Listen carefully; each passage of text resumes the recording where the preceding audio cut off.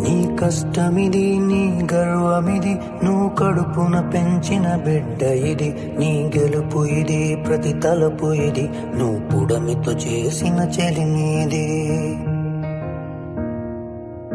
వ్యవసాయమనే నీ సాయముతో పులకరించిన నేల ఇది. మరి అందరి ఆకలి తీర్చిన చేతిని నోటికి నడిపేదారి అది.